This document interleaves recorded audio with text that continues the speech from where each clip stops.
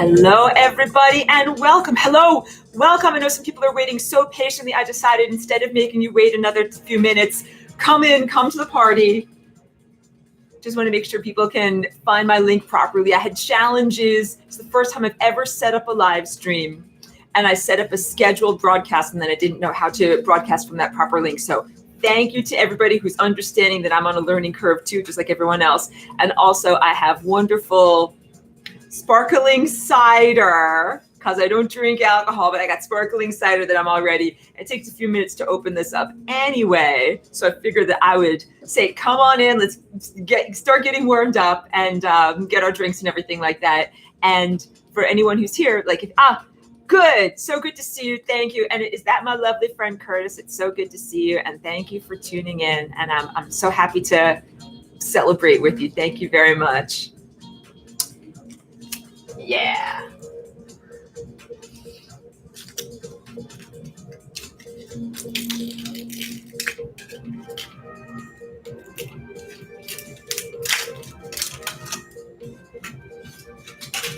Oh, well, it just comes off very easily, so I don't think I'll have to.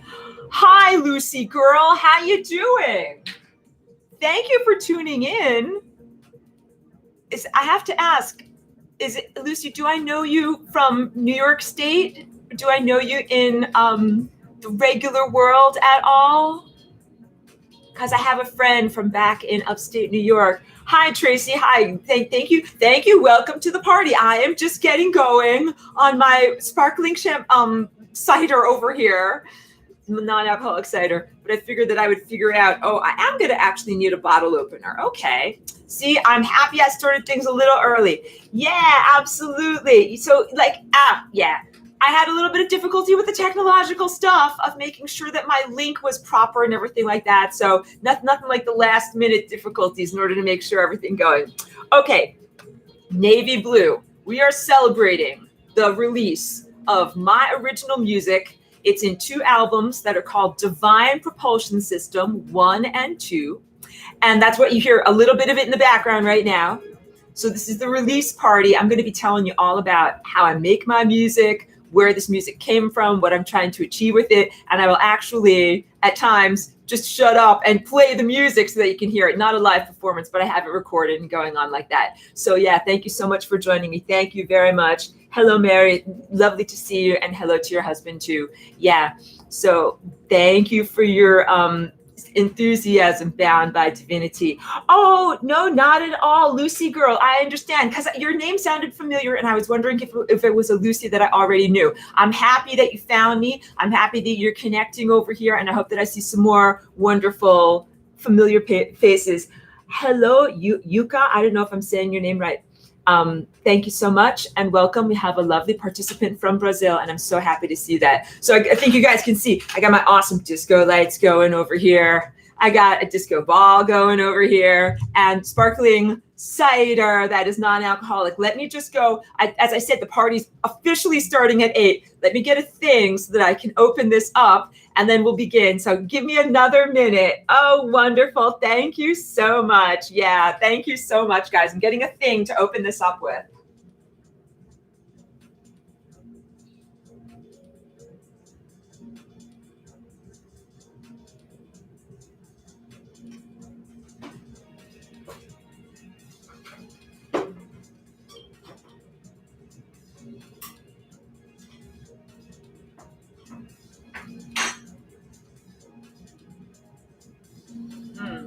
I'm not having much success, and I don't want to leave you quiet. Let's leave you with some music here. All of my stuff for opening this up.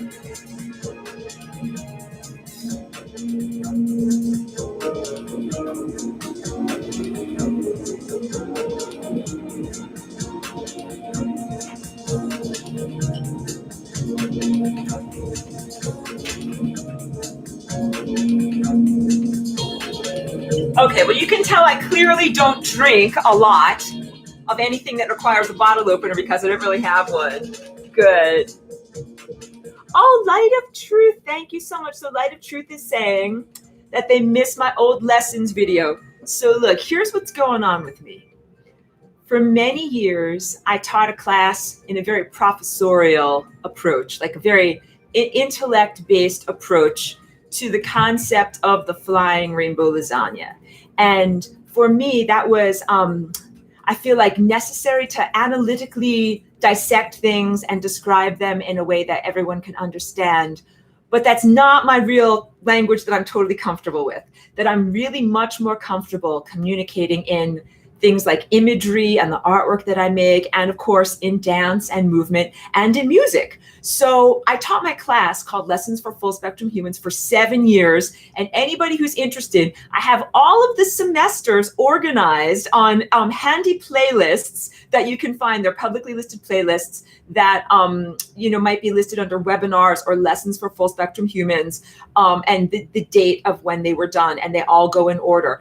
And they all correspond to lessons that are like the recorded textbook that I would love for you to access. I think that the information will make sense to you, even if you don't delve into the textbook. And I did that, like I said, for 7 years. And that was a really wonderful way to connect directly to people, to sharing my ideas directly. Like up until that point, I had mostly done paintings where I would make a painting and then share it with people as a way of communicating to them. And teaching the class was the first time that I had like real face-to-face contact and, internet contact with people. And I had a lot of discussions and back and forth. I learned a lot in the way that, how do I present an abstract idea like this? And then also I will tell you that last year, at the end of the year, I really felt a change in the energetic weather, like the overall weather that is not the physical weather on Earth, the non-physical weather of the higher dimensional worlds. And it really felt like it was time to go beyond merely, let's say, making a description in a guidebook. If you say, I'm going to go visit France, you can have a guidebook that will tell you all about what the Eiffel Tower is like and what French bread is like. But at a certain point, you actually go to visit France. And then, the guidebooks are irrelevant. That was the study beforehand, or the pre-flight school. We are now in the time in reality when it is really about flying. And so my music, I feel, is a way for me to express the truth that I'm experiencing, and also hopefully some inspiration and guidance to other people, because at this point, it's not just an intellectual exercise. Like when you go to France, after studying up of what France is like and everything, you want to actually be able to communicate with the people there. You spent a long time learning the language and learning the customs. That's what this is all about. That's what my paintings are all about, learning the language of frequency, right? And how to interact on a multi-dimensional level of understanding and perception. And now what I feel like we're experiencing in reality is the multidimensional world. So all of that study was very worthwhile, time well spent. And now it's time to actually be in the experience. And for me, I don't feel like necessarily speaking and being intellectual in that level of experience. I feel much more like expressing myself through the voicing of music, and also through dance, and through other forms of nonverbal communication. So thank you for the encouragement that you enjoyed my class. I feel like it's time for everyone to level up, like me included, to go beyond merely studying about these expansive inner landscapes, but now to actually experiencing them. That is what my music is all about. Let me read your comments here. Oh, that's also really a beautiful question too. From Soul School, my friend Curtis. Thank you so much for being here. I design my own clothes. So guys, I'll give you a little fashion show. Here we go. Move my chair apart. So this dress right here is a combo of this painting, which I don't know if you can see it properly. It's up on the wall over there. This painting, I've used it a lot in my different artwork and album covers. It's called Birth of the Flying Rainbow Lasagna. And look, it's got little miniature versions of it across the belt. And then what's printed down here on the skirt part, hold it up so you can see it a little bit better. This is actually an etching, like a scratch board that I did. And I use this image in my class all the time to teach about the energy centers of the body, the chakras of the body, and about how we're connected to time.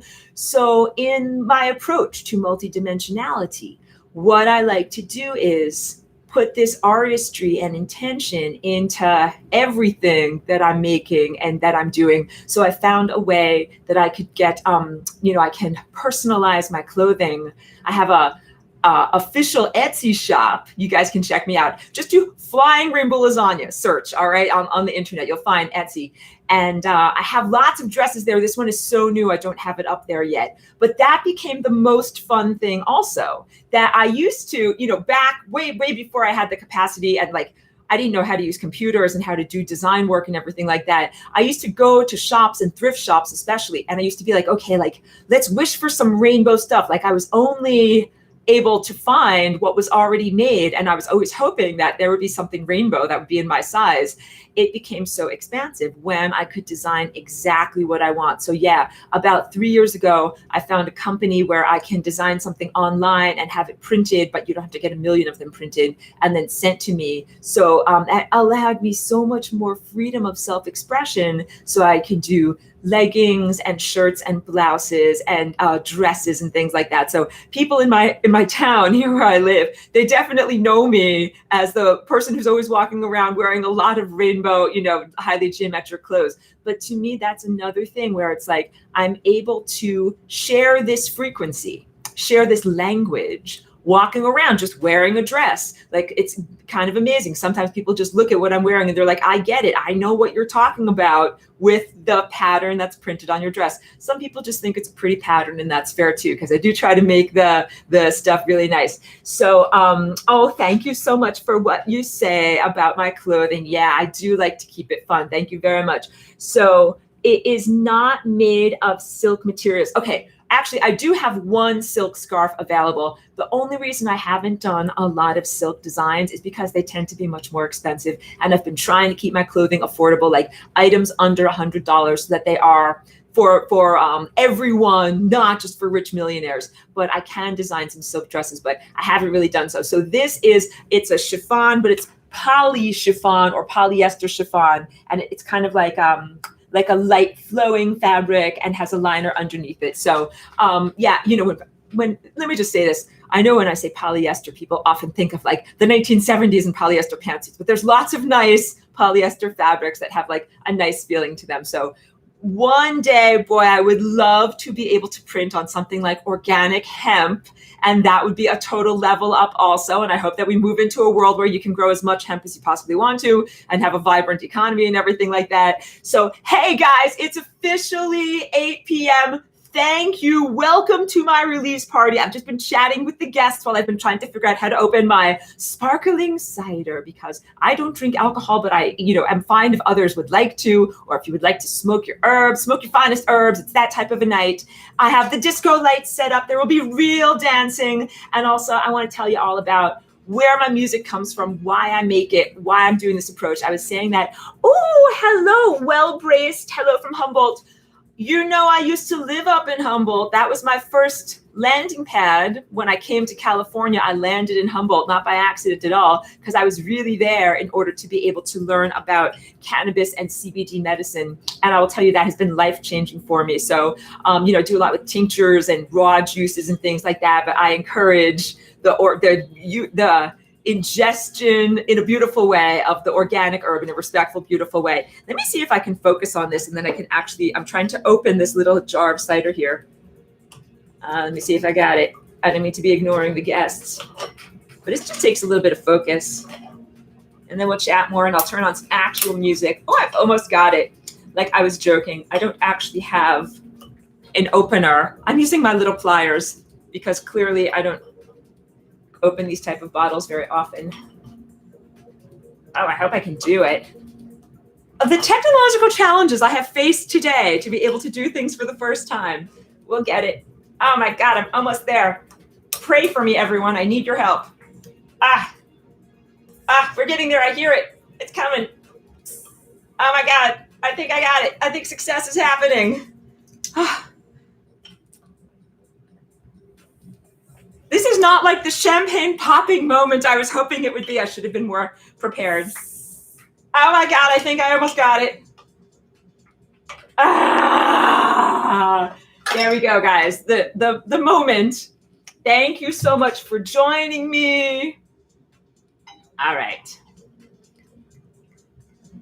So this is definitely the culmination of many years worth of work and self-cultivation and study. Because believe me, when I came into this world, I came to this planet, I did not have all of the understanding of music formalism, the understanding, cheers to this moment. Like it is a huge, whatever, mountaintop peak moment for me to have learned earth music, earth software, all of these things so that I could be able to make music that is recognized as music in this world, putting it up officially as an album and sharing it with the world. Thank you so much. Thank you for joining me. Thank you. This is definitely, hooray, a wonderful moment. Thank you, Soul Schooling. Thank you very much. Yeah, the technological hurdles to be able to make music were, I think, the most intimidating parts of it, because I've always had music inside of me. Here's a fun story. When I first came to this planet as a walk-in, it's like about 19 years ago, I was in Woodstock, and I didn't really have like my own radio or my own source of music or anything like that, but I always loved music. And when I would hear music someplace, like I would just go to where the music was so that I could listen to it. So like if it was playing in a cafe, like I would just go near the door of the cafe. Like I would just go and listen, including if it was coming out of a person's window, and I would just stand underneath the window near their house until I learned like that is considered inappropriate social activity here in this world. You can't just stand, next to people's houses listening to the music. But that was how much, oh, thank you so much, Mark. Thank you for that beautiful comment. Yeah, that's how much I love music and have been drawn to it. It is really, I feel like, the frequency language, the purest sense of language in this world. Because you guys know, for people that have done my class and stuff like that, the flapping of the moving mouth parts, language is so hacked. Like it's really hard, I think, to communicate purely with the words. It's Tower of Babel stuff. So there's really something about music being able to cut through that, and it really gets to you, like, a wonderful way of connecting directly to your presence without having to go through all these social and cultural filters. And to the unknown, thank you for being here. Sanitarium, thank you for being here. Good to see you all. So what I've got going on is 2 albums. They're called Divine Propulsion System. And I call it that because when I do my inner journeying, my flying rainbow lasagna dance, this is, for anyone who's new, who doesn't know me, this is the shape called flying rainbow lasagna. And it's a hyper torus or a higher dimensional torus. It's not just like a shape that you look at or something like that. It's a shape that you embody. And that's what is printed on my dress over here. That it is about doing this on a genetic level and having the experience, the expanded experience of more degrees of freedom, because you're going into a higher dimensional state. So when I do this, it's really to me like an inner dance, and music fuels my dance. Music is so important to me. The same way that food fuels the movement of my body, music propels me through time. So for many, many, many years, I would find other people's songs that I loved and enjoyed. I'm super into John Coltrane, and I would put on his albums on repeat and just let them go over and over and over again. I learned a lot by doing that. And also I love pop music and other things like that too. Nothing that's risque. I know nowadays there's a lot of risque lyrics and things like that. But no, I love the things that I hear that are available from other artists. Most recently, this year, like, I don't know if you guys have been having a difficult 2020. It seems like it's kind of across the board. But many of the things in the world that drive me crazy, what I would do is use music to kind of get me through what was going on. So whatever is the song that I chose of the day, I would just put it on repeat, not to drive anyone around me crazy by being repetitive or whatever, but just put that song on or put it on my headphones and just let it keep going. And I would feel that it was something that I could like focus on, and that would bring me through whatever emotional or internal or external challenges I was facing. And at a certain point, I got bored with the music that was available. And I said, I really want to put my own music together. Like, if you want to cook for yourself, I wanted to cook for myself, food that I like to eat, but also share it with other people.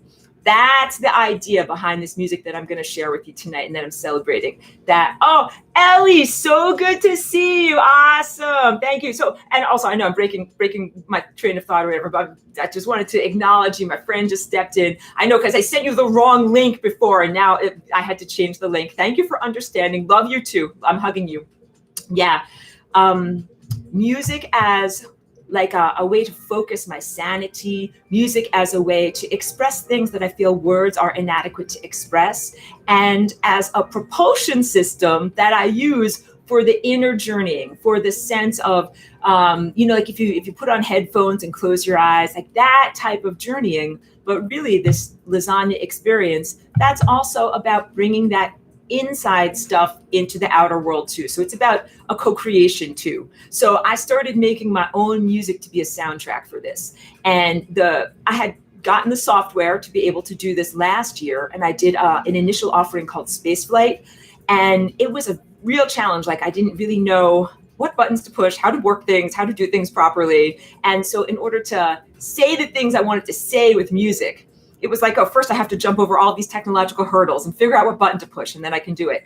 This year, I found that I was able to integrate a lot better my inner sense. Like I can hear what I want it to sound like into the actual software programs, and how you set everything up became much more fluid. And I found that I could have a voice by what instrument I chose, or what beats per minute I chose, or the sense that the music gave me. So I wrote all sorts of different songs. I really started June 20th of this past year. Let me drink a little bit. This is non-alcoholic cider that I'm using to celebrate. But if anybody wants to be drinking or doing whatever you like to do, I encourage you to. So Divine Propulsion System, I literally started writing it spontaneously, I think on June 21st of this year. And it's very much in response to, being quarantined, being limited in what we can do and where we can go and things like that, and finding freedom in the inner creative voyage. And at that point, I pretty much wrote a song a day. And it didn't feel like being pressured or hurried or anything like that. Like the music really just came out of me. And I wrote a couple of songs and shared them initially on Patreon with patrons, who are all wonderful because they're very encouraging. Like that's a good way to share these baby steps that I was making, because people were really receptive to it and they were encouraging. And then I just kept going and I just kept on writing more. And as I wrote more songs, I developed more facility with the actual software. So I'm using a software program called Ableton Live. And what I didn't know, like in studying music formalism over the past, 10 or 15 years that I've been here. I mean, I've been here for 19 years, but the first couple of years I did not have access to like being able to study music. In learning about all of that, I learned more about a linear form of understanding music, where you start at the beginning and you go through and the notes are written on a staff that goes in a line. That's very different than this Ableton software, where everything is done in loops. And you have to learn how to make loops that are chunks of music that fit together and integrate them with the timing. Once I was able to make my mind think in that way, then it became a lot easier for me to structure my songs. So I developed a whole way of being able to choose the instrumentation that I liked, put it together as loops, and then carve away at it. So, and I have songs available that are for all different types of moods. And we need to do that because some days it's really peaceful. It's like smooth sailing. It's like, beautiful ocean waves. And some days it's like very choppy or very screwed up. Like you need different outfits for different occasions, different songs for different emotional energy. Wait, let me go reading through here so that I don't miss anything.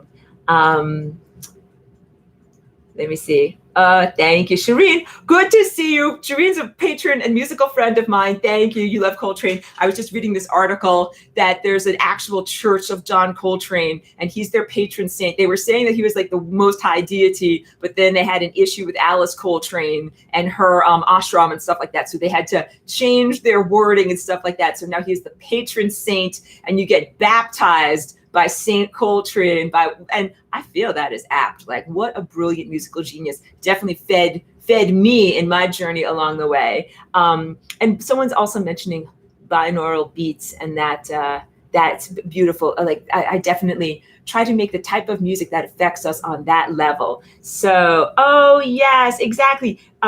Soul School and music and dance is my medicine, is what they say. And that is for real. That is what I embody here. That I write the music. That is what I need to hear for myself, like the homeopathic remedy of what I need to be able to face the day. So what I was doing when I was really in the creative writing process of the music was do a composition, make it during the day, and then like render a draft, and then put on my headphones and listen to it over and over and over at night as I was going to sleep, and then wake up in the morning, fix any flaws or anything like that, and then go on to the next song.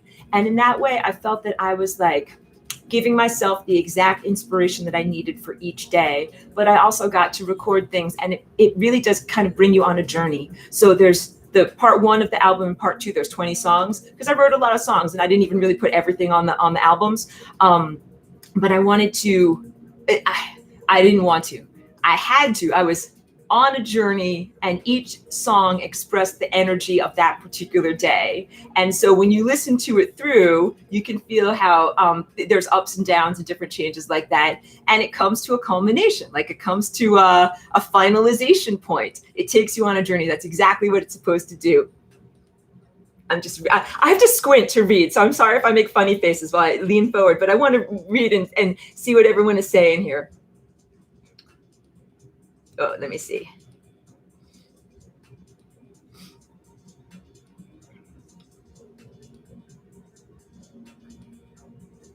Oh, that's so cute. You guys are talking about how you met your partners, your significant other stories. That's so cute. Oh, nice. Cool. Everybody, cheers for whatever you are ingesting tonight. Cheers to you, and thank you for joining me. Thank you for celebrating. Like, to me, this is, like I said, getting to the peak of a mountaintop. Like, oh my goodness, it's been a long uphill climb. Thank you so much. Thank you for celebrating.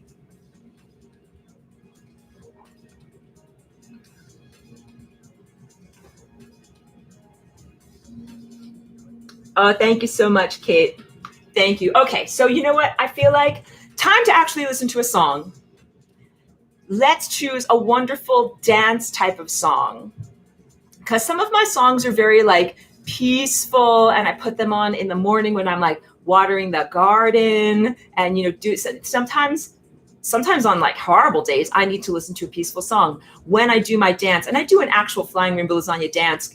I set up my garage to be like a dance studio.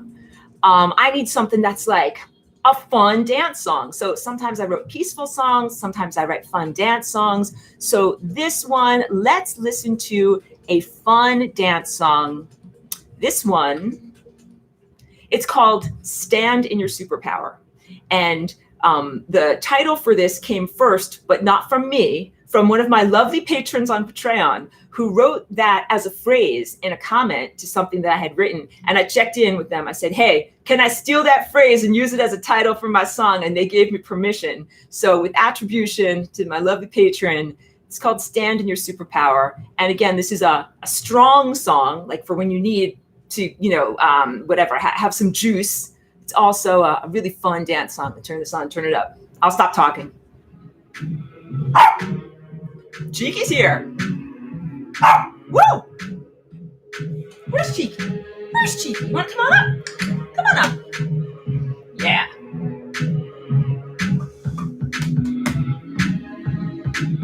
Come on up, girl.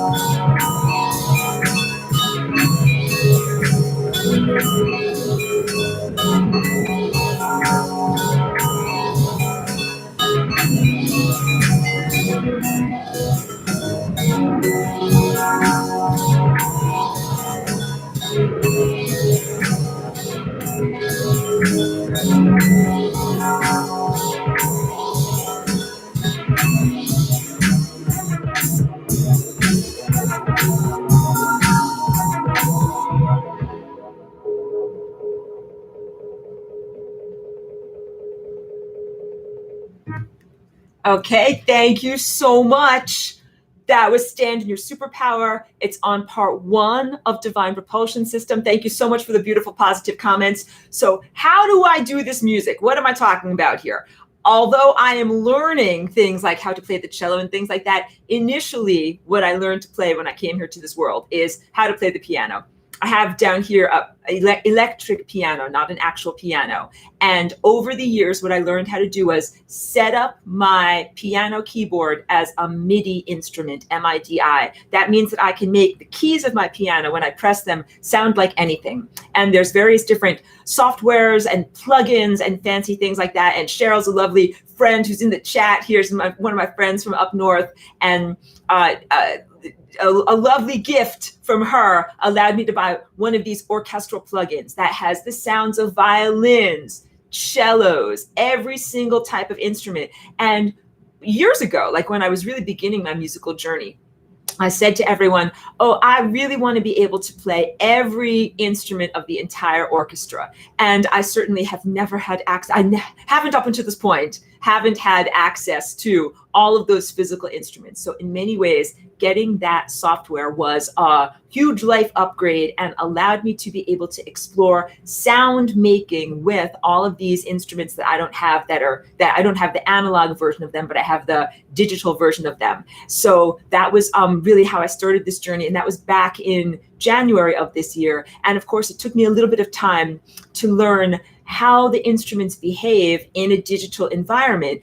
And when I started out, I had like a very clear, like almost an intellectual expectation of what I wanted the songs to sound like. But the more that I played around with it, at a certain point, I said to myself, you have to let go of expectations of what you think the song should sound like and just go with what your ears hear. And so what I started to do was use a selection of instrumentation that is both analog, like that might sound like a violin or a guitar or, you know, whatever, a trumpet or something like that, mixed with various different synthesized and digital sounds. I just started treating everything like a sound and figuring out what sounds fit nicely together. Most of the songs that you hear in these two albums are a mixture of both analog instruments that have been turned into digital sound forms. So there's some really wonderful orchestral plugins where they used an actual microphone setup to record people as they're playing in a concert hall, and then to map each of those notes to a piano. So it does sound very, very realistic. Using a combination of that level of analog translation into digital and some sounds that are purely digital. So sometimes I describe my music as space jazz or cosmic symphony, because that is really what I'm trying to go for here. I have a sense, like it's an emotional feeling or a inner perception, a third eye feeling of the energy signal of the world where I come from, of what it's like to fly through space. And what I'm trying to do with this music is to approximate those feelings, because that's how you navigate. Like you don't navigate like with the GPS where you're like 46 degrees north and then 32 degrees in this direction. That's when you're doing real space flight, like the inner travel type of space flight. You guide or you tune in on a beacon that is an energy signature. So that's also why I share this music, why I'm so excited to share it publicly. I've been making it and then sharing it almost immediately with patrons and with other people on SoundCloud. Sorry, I have a fly in here. Sharing it immediately on SoundCloud. And that was actually really wonderful. Oh, so Kay is here. Thank you and welcome. Says, please tell us more about what it's like to fly through space. So happy to tell you that, because that's what my whole entire being and presence is all about. So experts do star travel by traveling on light or frequency, not by using anything that is technological. So my people, like my real people, where I come from, who I am as a, higher dimensional non-terrestrial being, we don't fly in metal spaceships. That's it. And we don't need any kind of microchips implanted inside of us to be able to do this. All of this is about your natural power and your connection to God. When I say God, like sometimes people are like, oh, God, she's talking about God. I really need to clarify, like, I'm not talking about the God of the human Bible. Even though I wear a cross, I'm not really affiliating with human religion, the human story of biblical, mythological hero figures and things like that. I'm really wearing this as a symbol of a connection to a real presence that is something that's in us, it's in things that are alive. It's the glue that's holding all of this stuff together. It's the composer that is composing all of this music. So again, not trying to cast aspersions on anybody's religious beliefs. And I love and respect you for what you believe in.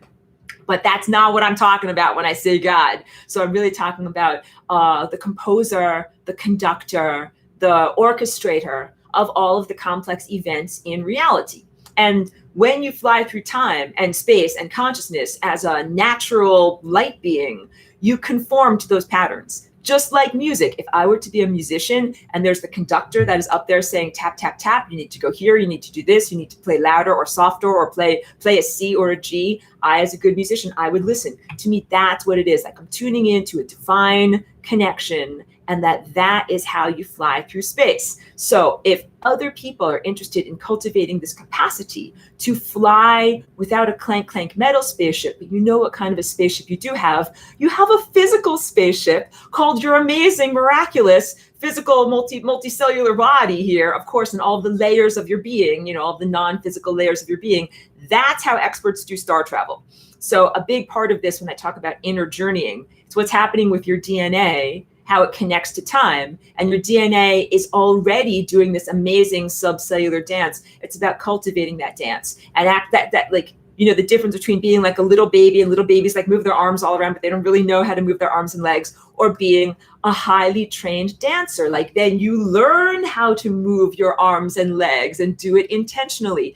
That is the journey that most humans are on. Initially, not being in control of their DNA and their flight through time and how they're co-creating reality with, you know, this great composer, but then gaining that virtuosity. That's what I teach in my class, and that's what I now show you with my music. So the music is about how you can tune in to these feeling states or headspaces to be able to go to these places. And I go to these places all the time. And I know my friend Eleanor does too. And I'm sure that many other people do. So this is why I am so happy to share the music. Like I can make these breadcrumbs or inspiring trails that you can use to follow to get to the places that you want to go to. Because when you, how do I say this? It's a frequency door is basically how you get through from this reality into a different reality experience. Like you don't go through an elevator or, you know, go into a subway car or something like that. It's not a physical form of transportation like that.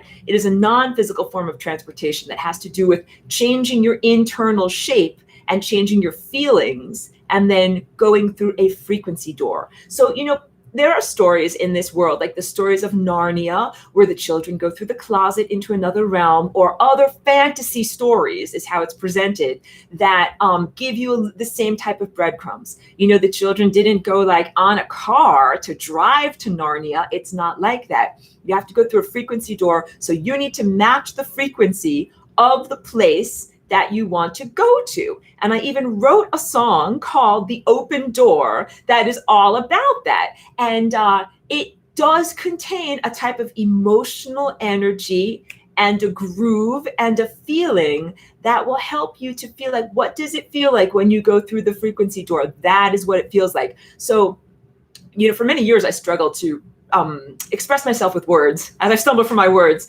Sometimes it's been hard for me to find the right words to describe things. When I started writing these songs, I really found that I could come up with a title that was the embodiment of what I was trying to say with the actual musical frequency part. So I've been finding like there's more, I'm getting more facility at being able to express through words. So if you read the titles of these songs, there's a meaning to what I'm trying to say there. And it's not something that is intellectual. It is something else. So as I've been blabbing, everyone's been writing beautiful comments. Let me just scroll back a little bit and make sure I don't miss anything important.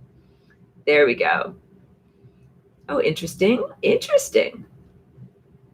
Oh, thank you so much to the people that found me from doing work on other channels. I appreciate that you found me over here. Good, good, good, good. I don't mean to bore you. I'm just trying to make sure that I didn't miss anything important. Hi, Steve Burns. Thank you for tuning in. Thank you. Cheers. It's lovely to connect with you. Thank you so much. Oh, this is a good comment from Sixties Designs. I'm not sure if I'm saying it right. Sound and frequencies are pure math. You can stack them like Lego blocks, which they make chords. That math, you can see a lot of it here in my artwork back here. Those frequencies and chords, that's what I started off with when I started to express things in this world, because I have a really strong visual sense. For me, it came out as pictures and paintings and things like that. So for me, my inner eye is literally an inner eye. That's what woke up first. And my inner ears woke up second. That it actually took many years of being here and being in the body and actually doing a lot of neurological healing and like inner reorganization so that I could hear the higher dimensional music, and then it was still an even longer journey after that to figure out how to take what I was hearing with insight and translate it into a physical format that could be shared here with the world. So I don't know if you can see, I have a little instrument over here that is a resonant instrument, like you hit it kind of like a xylophone. It's made out of tubes though. I got that maybe 6 or 7 years ago. And, it makes these beautiful, lovely harmonic notes and things like that. And I still, even at that time, was like learning, like what, if you hear things inside, what are the instruments that make that sound?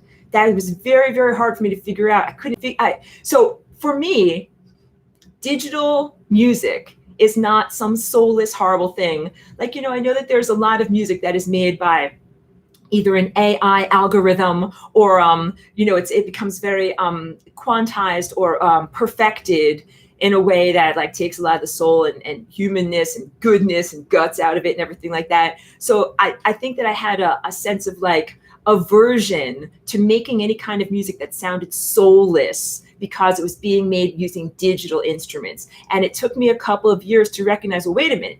These computers and digital instruments are like a tool that I can use to express something that has the same artistry and vitality that live music does, or that analog, I should say, that analog music does. So one of the things that I do, and that I started when I started doing digitally produced music, was, in the music software, you can either create notes that are placed perfectly on every beat, and that it sounds perfect, or you can actually play the notes and play the beat yourself. That's what I do. And there are tiny neurological differences. Like, you're not always perfect like a machine.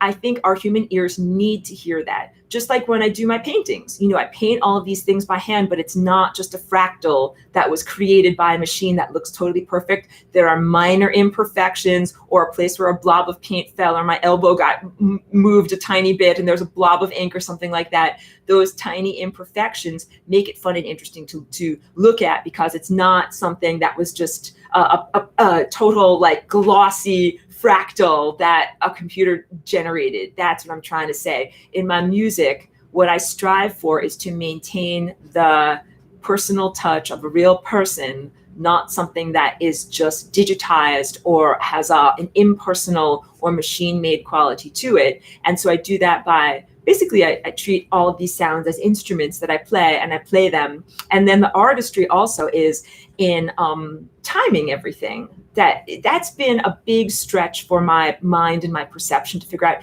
how do you time? There's someone playing back there. Yeah, someone's playing back there. How do you time all of these things? Here, come on over. Cheeky, be on the video. Everybody loves you. Come on.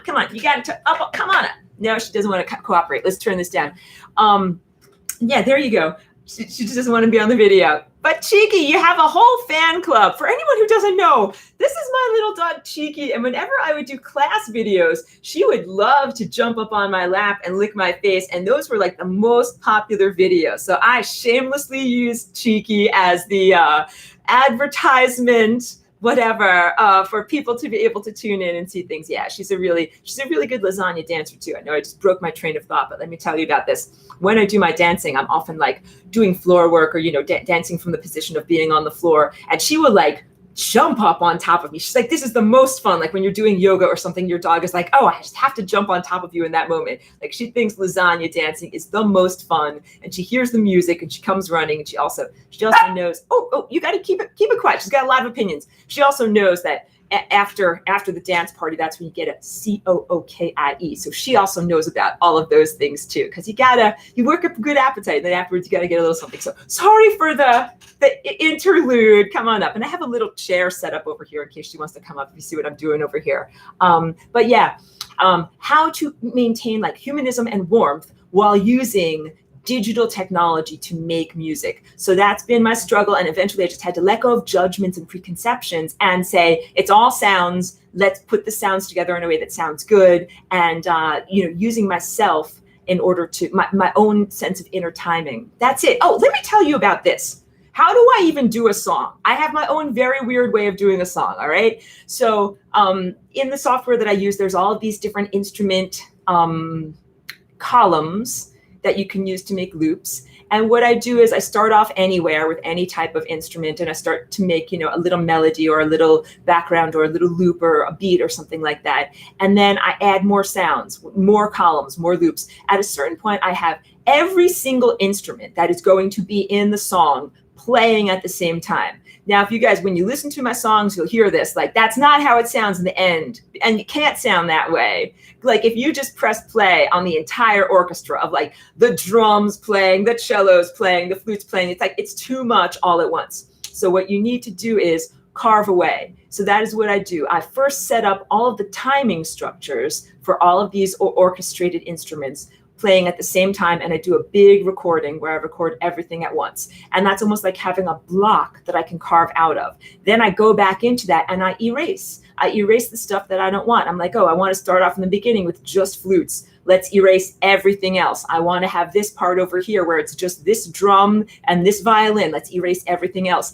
And that is one of my favorite parts of the process, because it's just like when you're a sculptor and you have like a block of stone or wood or whatever, and you start to like take parts of it away. And as you take parts of it away, that's how the form starts to develop. So what I really love about the digital medium of doing it in this way, as opposed to like an analog way of recording. Like if you record on analog tapes, like it's difficult to splice things together. It's very unforgiving.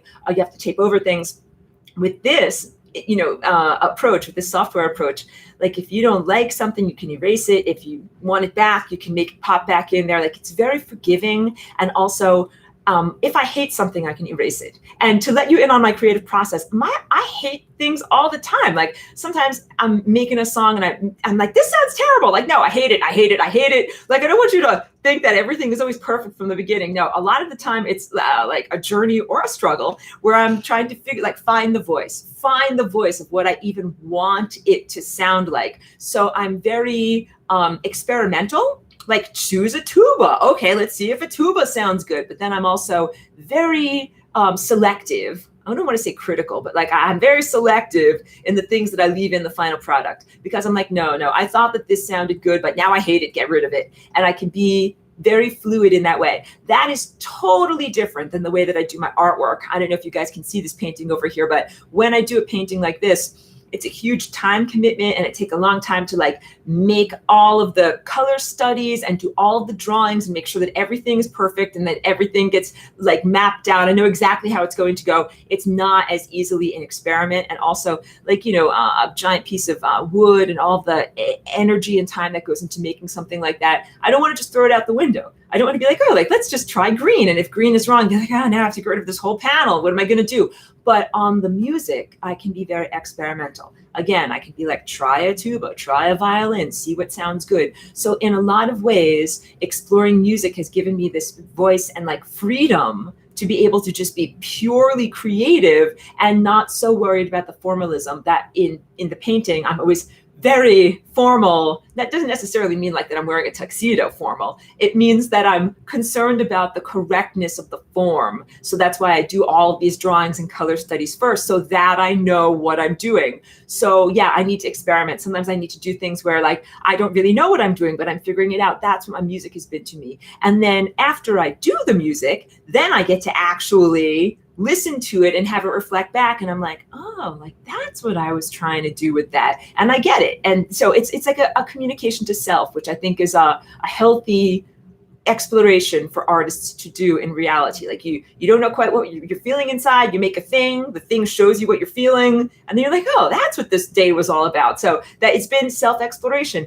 and hopefully it speaks to other people too, because I know that I'm not alone here in the challenges of life, and that I'm making a face. Like this year has been an incredible year of turmoil, like both inner and outer turmoil. I think almost in everyone's life that I know, like in global politics and also in people's individual lives. So it can help me to make sense of my own life experience, to externalize it as some form of artwork. Let me read and see what you're talking about over here so that I don't miss. Oh, and to the unknown says, I feel so much better now. Ate some oatmeal, doing better. Oh, you shifted into winter mode. I got it, man. I'm telling you, we're having this planetary ascension and transformation. A lot of people's bodies are really having to change and level up is the only way I can say. I am very, very big an advocate now of structured water, not to preach or anything like that, but yeah, I think structured water has changed my body and helped in my inner transformation a lot. So I didn't even know how important that was until the past couple of weeks.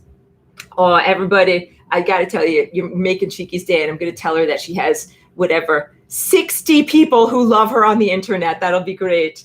Oh, someone is saying they want to know about fluorite crystals and dimension jumping. I don't know specifically about fluorite and how that influences or enhances dimension jumping, but everything that I'm talking about in my visual arts and in my auditory arts, this is all about dimension jumping.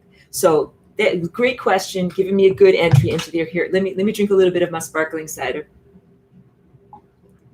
Cheers to everyone. Cheers to dimension jumping. How do you jump through dimensions? You go through the frequency door. So again, you don't jump dimensions by getting in your car and turning the ignition or getting in a plane and flying somewhere. Even though if you get abstract in your mind, you can think about plane travel as going through a different dimension, and then you end up in a different time zone in a totally different context. But no, you do dimension jumping with your physical body, not with a machine or anything like that, and with the energy or a beingness or consciousness or life force energy, like the signals that are in your body that make you alive as opposed to being dead. That's your gas in your car. So I don't know about you guys, but for me, music fuels my day. It's always been this way. So I would always be like, get up in the morning and put on songs for that day, or listen to headphones. In fact, I will make myself sound old now.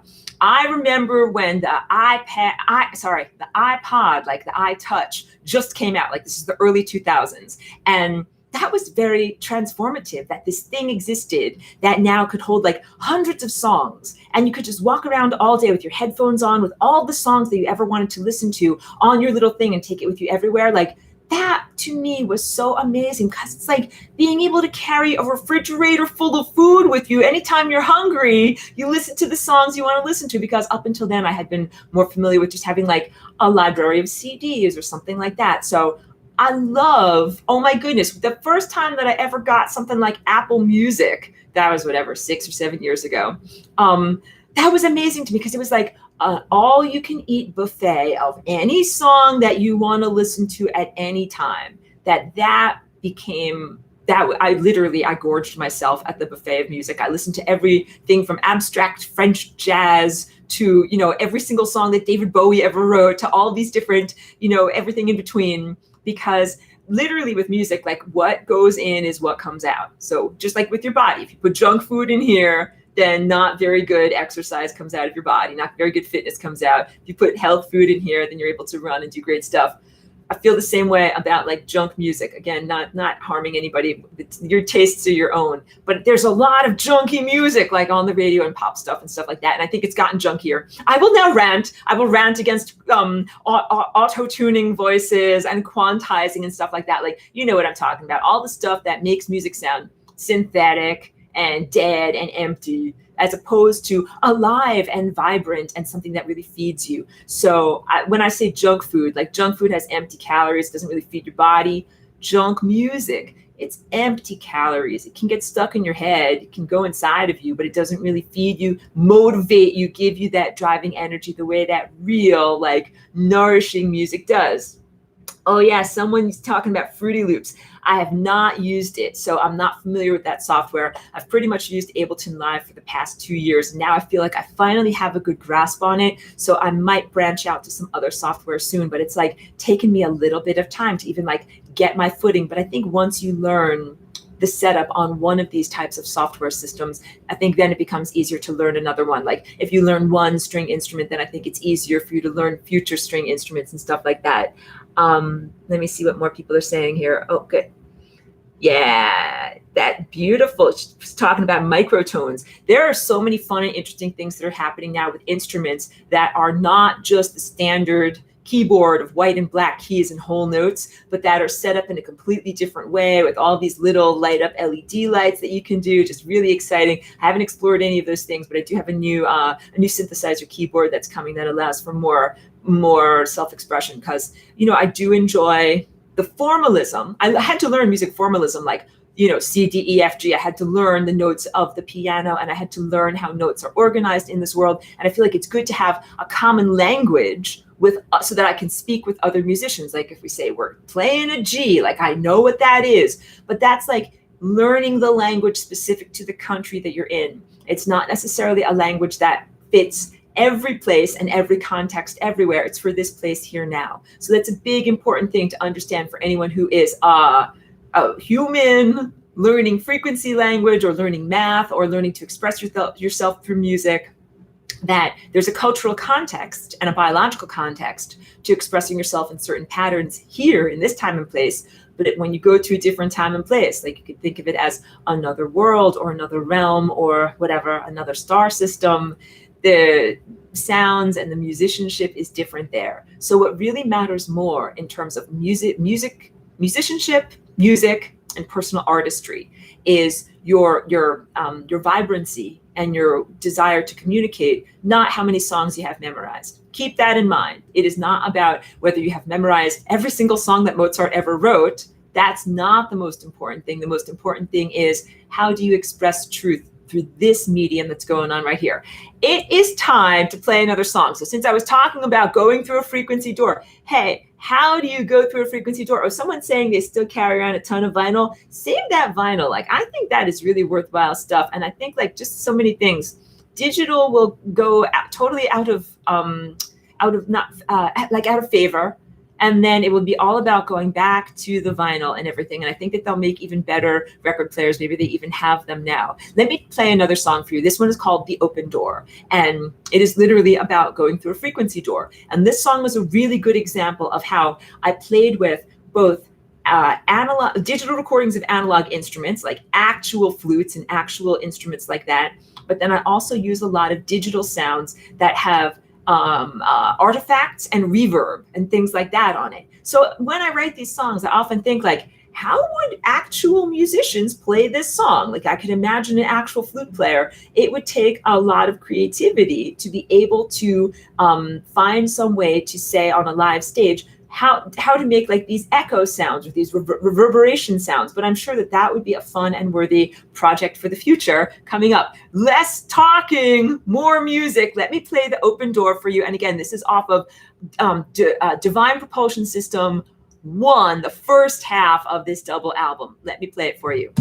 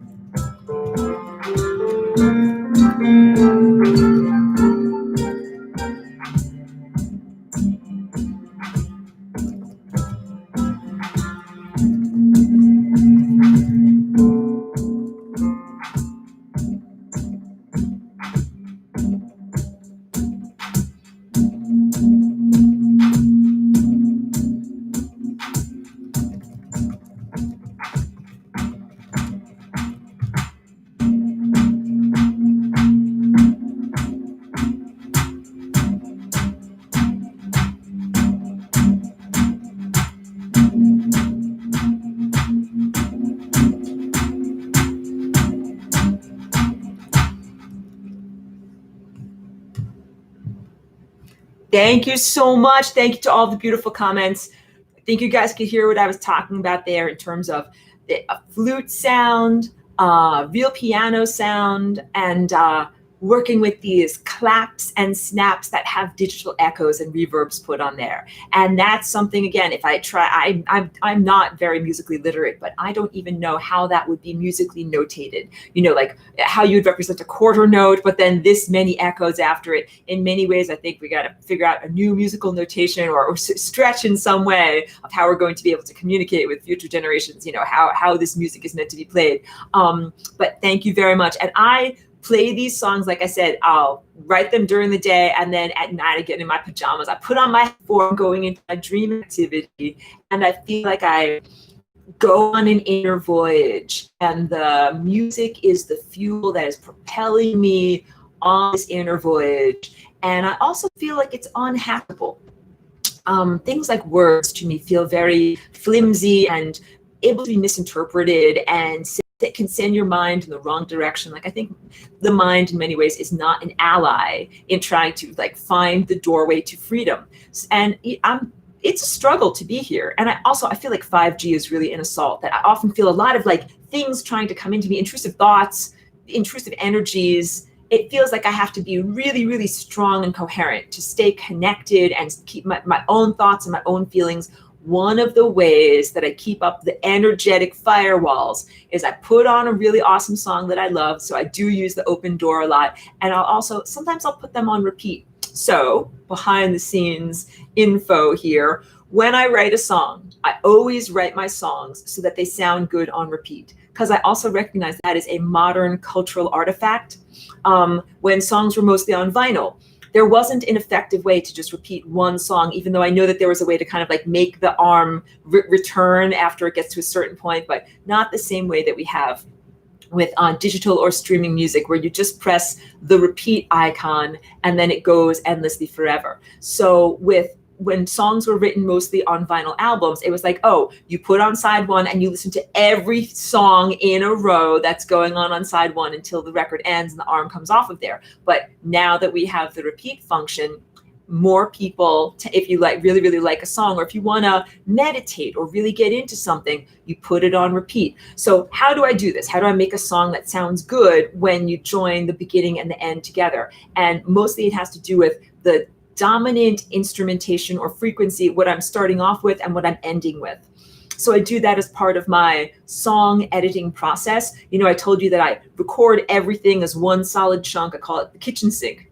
Throw everything, the kitchen sink, every single sound that's going to be in there, and then carve away. So if I'm starting off the first sound at the beginning of the song, if it's a cello, then I will make the ending also be the cello. And I'd like to make a nice fade out too, where if, you know, we end on the cello, there's a little bit of that echo or reverb, and then it goes all the way back to the beginning and we start with the cello again. And it is a form of hypnosis. Like someone mentioned binaural beats. I want you to know you're safe. Like, I'm not trying to evilly hypnotize anyone or anything like that, but I'm trying to hypnotize myself to be able to go into these different headspaces. So sometimes it can help me if I just put on a song and I don't have to press any more buttons and it just plays and repeats.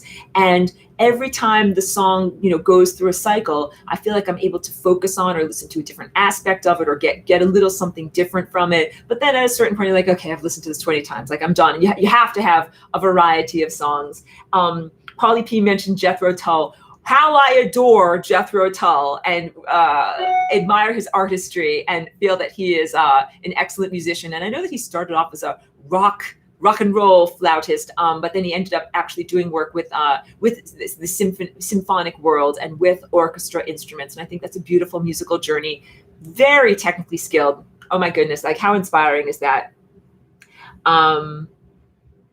Interesting. Someone's talking about music that they would listen to while peaking on various substances. Yeah. And someone else had asked what my feelings about psychedelics. So look, I am recovering from a brain injury that was 20 years ago, but still my brain has been very fragile at times. So I am not allowed to take anything that can overload your circuits or, make your brain go wild or anything. Like I need everything calming and peaceful. So psychedelics are not for me. I do use CBD medicine and raw cannabis juice, but I don't really use it in a psychedelic way. Even though I don't really hold any judgment for people that like to smoke THC and stuff like that. But I will say huge yellow caution flags right now in this psychic environment on things like DMT and ayahuasca and those things. I feel like the substances themselves, the molecular structure, might not be inherently flawed, but I think that there are lower astral crapheads that try to enter into participants that, like newbies. They take that stuff, they smoke that stuff, they don't know what they're doing, and then they just get filled with a lot of mind parasites. So super yellow caution flags on basically doing test flights with your mind. If you don't know how to do energetic firewalls, you're just going to get energetic parasites and then like think a bunch of false light, erroneous things. And when I'm talking about this, those molecules are an artificial augmentation of your inner eye and your inner perception. It's like turning up the volume to 11. And what you're supposed to do is go through the spiritual exercises to naturally turn up the volume. And as you're going through those spiritual self-cultivations that could take decades, what happens is you temper your ego, which is your self-centeredness and your personal tendencies, and also your traumas and other things like that, so that when you become empowered, you're not just either A, hanging out with the lower astrals, like the crackheads of the world, like the street dwellers, the like whores, like no offense to, I'm not trying to offend anybody that might have friends that are that, but like not the best people, like not the orchestra musicians wearing black ties. Like they are not hanging out in the lower astral. The people that are hanging out down there, like the pickpockets, the losers, the people that want to get something from you. So the artificial augmentation, like I don't think it really brings you to a good neighborhood in the spiritual realm. But the inner cultivation, if you really do the work and you blast off naturally, that does bring you where you're supposed to go. So I would really encourage everyone,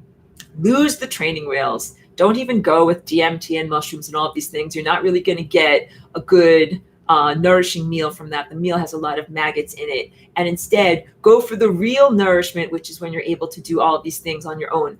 There are things that can really help you, like structured water. That you can be like, Aurora, like how is drinking a glass of water going to make me have a psychedelic journey? I can hear that. I can hear those skepticisms. I understand you. The answer is that right now we're being inundated and exposed to all of these frequencies that are the antithesis of organized, coherent frequencies and like the way that happens in structured water. When you structure your water, like here, I have some beautiful structured water right here in my drinking glass.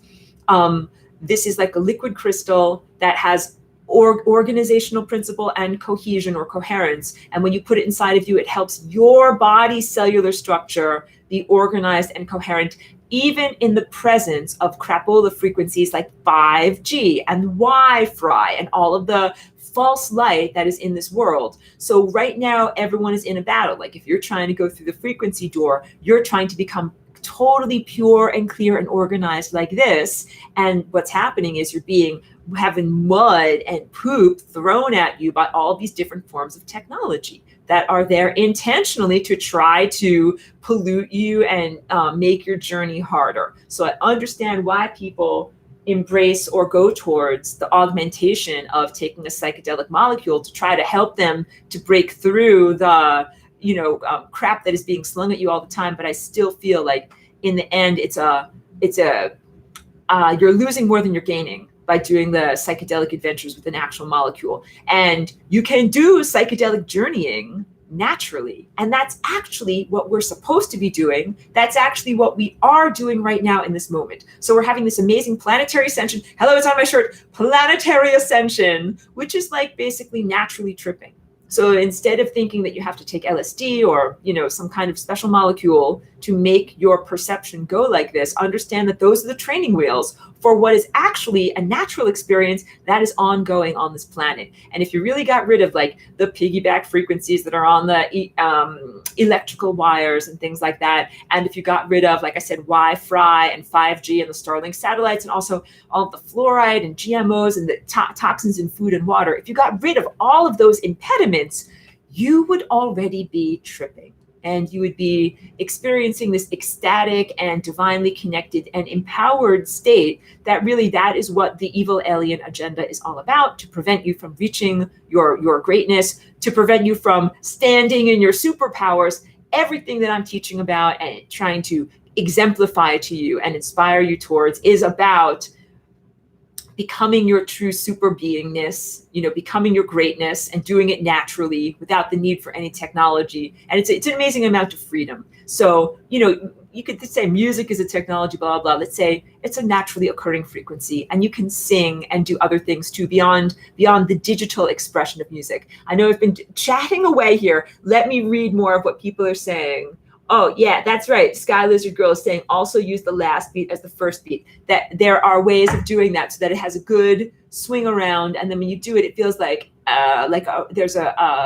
it feels comfortable to do the repeat like that. And also, when I do the structure of an album or like music that is meant to be listened to in sequence, I also intentionally make the tail end of the previous song, make sure that it integrates well into the beginning of the next song, because that's a big part of it. So I have my own playlists that are for either things like inner journeying, if I put on my headphones, or for dancing. And in both of those circumstances, like, it's so annoying if it's like one song is really, really great, and then the next song is like, no, this song totally doesn't match, and it's coming from another planet. I don't like the way it's like at first you brush your teeth and then you drink the orange juice. Like, these two tastes do not fit in your mouth together. So part of the artistry of sharing music and setting up a formal album is, how do these courses of the meal, how do they fit together? How do they feel on the palate of your musical, the palate of your ears, as you go through these various different songs. And I will share with you guys that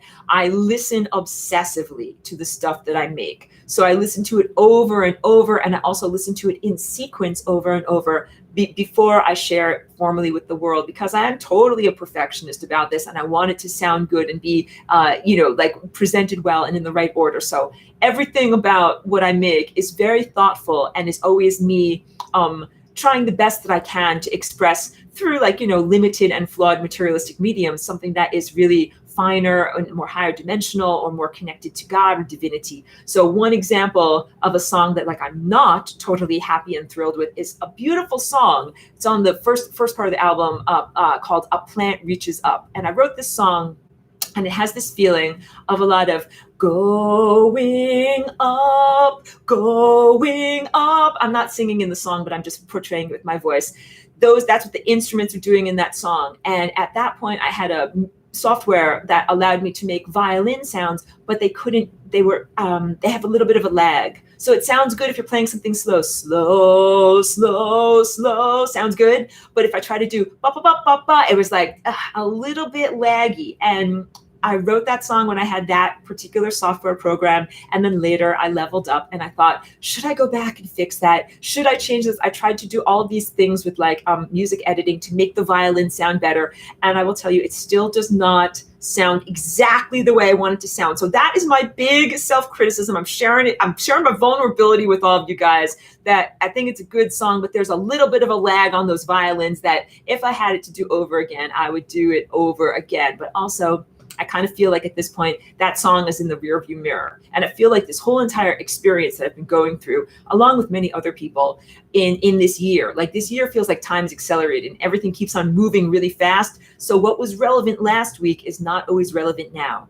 And especially with creative projects, I feel like I have to take advantage of the, energy of the moment in order to get something done and make it and finalize it, because then the next day it feels like a million years have already gone by and the project I was working on yesterday is no longer relevant. So that's how I feel about that song, A Plant Reaches Up. Beautiful, good song, and it was relevant for when I wrote it. But imagine that, like, you were driving across the country with friends or something like that, and something happened at the rest stop, in like Tennessee, and now you've already made it to Texas, you've already made it to New Mexico, like, you're far away from the rest stop back there. Like, let it go, let it be in the rearview mirror, and focus on the creative project that's going on right now. So that is literally what I had to do with that song, because otherwise I think I would be continually diving back into songs that I have already created in an effort to make them sound more perfect, as opposed to driving that perfectionism to the next song that I'm creating. And it was a software issue. I had to get a different violin producing software sound so that it makes the thing sound the way I want it to sound.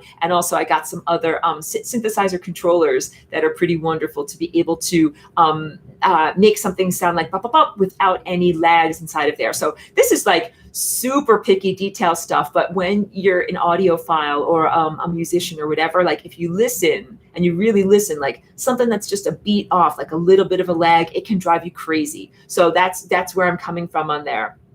Oh yeah, okay, so let's see. Escapinho, thank you for being here. Says, thank you, Aurora, for going live on your channel. Really have missed you. Thank you. Says, please do more hangouts or chats or Q&As or events or just music, Mr. Energy. Thank you so much for that. That is totally my intention. So let me tell you, everyone, what is my intention for moving forward with my YouTube channel here? So, I did for many years a formalized, like a professorial level of presentation, like a formal university class. And I mostly did live lectures here. And for the past year, I've been working mostly on music and other, more private projects and haven't really shared that much on my YouTube channel. I absolutely intend going forward to share more behind the scenes of how I make my music, sneak peeks on upcoming things. So, I just finished these 2 albums. I wrote them over June and July and a little bit of August. But as soon as I finished that, like I don't stop making music. Like I make music every day. It's my joy. I'm not exhausted by it at all. Like I love doing it. It's like a runner. A runner runs every day. Like, what are you going to do today? You're going to get up and run. So every day I get up, I'm like, oh, it's time for me to make a song. So yeah, I just wrote 3 new songs for the upcoming album that is called Birth of the Flying Rainbow Lasagna. And it looks exactly like this painting. That's what this painting is all about. And I'm just finalizing the 4th song for that. And I'm really excited because, like I told you about my software issues with the violins, I got some wonderful new digital instrumentation that completely opened creative doors for me. And I get very excited. Like now when I find like new sounds, I'm like, oh, good. Like new sounds, new packs. They're called packs, like, like a pack animal, like you get a pack of sounds where I'm like, oh, new packs. It's like bringing home fresh groceries. I'm like, I can make so many wonderful foods with this. So yeah, I have all sorts of new things. One of them that I'm super excited about is a software offering from BBC Orchestra. This is from the British Broadcasting Company. And it's available for free for any music producers or music makers that are listening. It's made by BBC via Spitfire Audio, and there's a free version. It's not even just a trial version, but what you have to do is fill out a little questionnaire where they ask you all sorts of things about like your musical taste and all this. So there's no right or wrong. And they asked me who my favorite musician is, and I said Jimi Hendrix. So clearly there's no wrong answer. They won't. If you don't say Mozart, you're fine. You don't have to lie or anything like that. Wonderful because it's a wonderful program because it actually contains all of the different orchestra sections from percussion through strings and woodwind. And it's real recordings of the analog instruments set up in such a way that you can layer everything as if you are a composer at the level of Mozart. But the music that I make is not classical compositions from, the realm of Europe of 300 or 400 years ago. That's what music is coming out of. Like, okay, all right, everyone, I'm a walk-in, right? Like I'm a newcomer to this world. Let me drink a little bit of my cider here. My non-alcoholic cider. When I came here, I had a great love of music, just like a lot of raw passion. I did not know a lot of songs. Like I'm literally from another world. I didn't really know a lot of classical music. I didn't know a lot of pop music. I had to literally educate myself. Initially, like I told you, what I did was I listened to the music that I heard in the world, and it wasn't until like, whatever, going to karaoke, I think was a big eye opener for me because they had this big book, like all the songs that were available on the karaoke. And like my friends knew these songs, but I didn't know any of these pop songs. Like I didn't know the music of Queen. Like one night, this is a beautiful story. This is back in Woodstock, Bearsville Theater. It's probably like 2005 or so. So I had only been on Earth for like 4 years. And this one particular guy got up on stage and sang the song Under Pressure by Queen and David Bowie. And I was like, this is the most amazing music ever. Oh, he did a beautiful job of it too. And everybody clapped and like really cheered him at the end. And I also was like, oh, like that sounds like something good. I want to learn how to sing in a way that people clap in that way for me. And my friends, like I was talking to them about it and they're like, oh yeah, that's Queen. And I'm like, I don't know this music. And they were like, you don't know Queen. They sat me down and they made me watch the rockumentary from VH1, which was what was available at the time, of Freddie Mercury and Queen.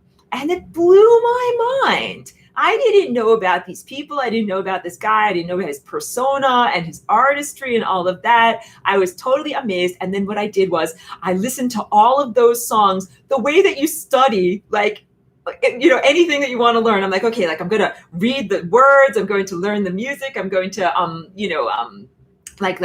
try to mimic what the singer is doing. Like, oh my goodness, I made it my mission to be able to learn that. And that wasn't the only, like, I'm just using that as an example. Like my mind was blown, my eyes were open. I had a revelatory experience from Freddie Mercury. And then I was like, I need to know more about this music. And I did that with actually a lot of beautiful songs that in going to a weekly karaoke, you know, something where I came from in Woodstock, there's a lot of really good, both amateur and professional musicians, and they would go to the local karaoke. And it wasn't like, you know, sometimes karaoke is a painful cringe fest where people just like drink a lot of alcohol and they don't sound that good. These were all like really, you know, good singers and well-trained musicians. And they were actually there like sharing their artistry through karaoke. And I was like, oh, like this is good stuff. So I would go through the karaoke book and be like, look at all the songs that I'm like, okay, I don't know this song. I would write it down and then go home and research it, like the way that you research something at a library. So I, you know, made it like my course of study. So I did self-study, self-education of music formalism in this world in order to be able to find a common language to speak to the people here.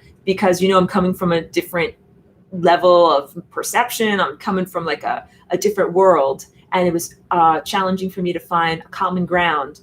Just like if you were a person from the Western world, from, you know, United States or Europe, and if you went to the Far East, like India or China, where they have different tunings, and you would have to be able to learn, like, well, what is good in this cultural context? What is considered music in this cultural context? I had to learn all about that. And part of my musical self-education included classical composers too, even though I'm certainly not an expert. I don't portray myself as an expert in any way. I learned, though, what I needed to learn to be culturally relevant in this time and place. So that all loops back around to me currently using the BBC orchestral plugins and things like that, and also sprinkling liberally with digital effects and sounds and other forms of sound manipulation too, and synthesized sounds too.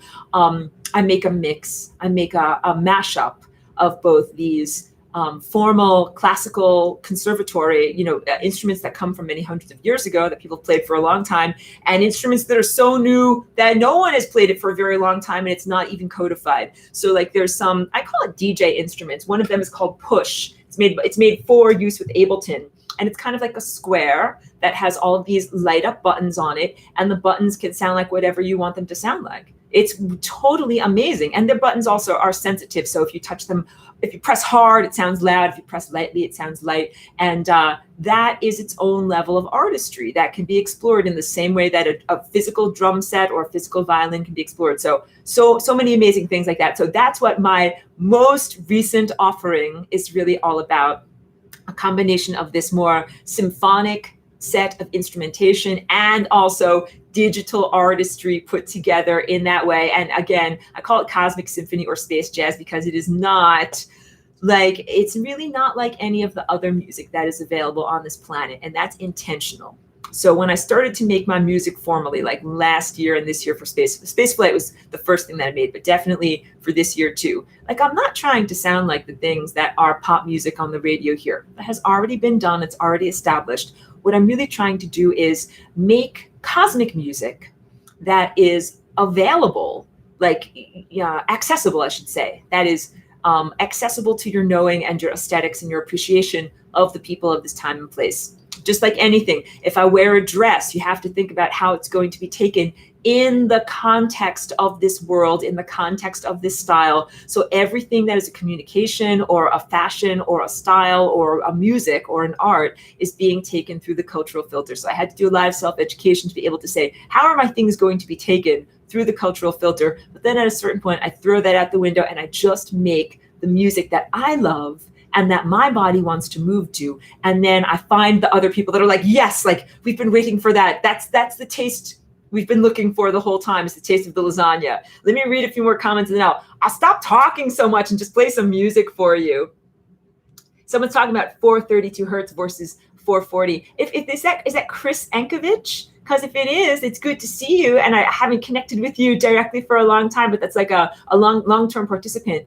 I'm very big on frequency and tuning. And I think that there really is something to that biologically, to making something more comfortably tuned. Some people do 528 hertz, some people do 432. So on some of my plugins, I can do that. And one of them is a lovely piano instrumentation called Piano Tech, where I can change the tuning from 440 to 432. And I did that for a couple of songs that I haven't released yet. I'm calling it a DNA suite. It's actually 3 songs, but I really only love 2 of the songs, which is why I'm reticent to release all of it. Like, I'm totally a perfectionist here, guys. 2 of the songs rock, and one of them is just kind of okay. But when I shared it with patrons, someone had a really profound experience listening to that song, and they said that it helped them to, be reminded of divinity and, like hope in the world. So I'm like, well, if someone gets hopefulness, maybe there's some value to that song, but all I can hear are like a lot of mistakes in it. So it needs work, is what I'm trying to say. But I bring this up because those 3 songs I made intentionally using things like samples that are tuned to 432 or 528, various different forms of gongs and chimes, literally sound and frequency tools that affect your DNA, whether you listen to them on external speakers so that, your cell membranes are vibrating. Oh, it's okay. It's okay. It's okay. Cheeky girl. Let's keep it cool. Keep it cool. Or whether you're listening on your headphones and you're just vibrating your little cochlea in your ears. Cheeky, what's happening? Cheeky's over here in her little dog bed, just making herself known. Sorry about that. Oh, and you can see disco lighting. Like, we need to do some actual dancing. I know. Let me finish going through some of these. Let me go, and then I'll play some more good music for you. Yeah. Oh, cheeky. Thank you. Oh, someone's asking about how to get rid of energy parasites. Cheeky. Hey, cool it. No. Sorry, guys. Cheeky probably hears someone outside, or it could be coyotes too.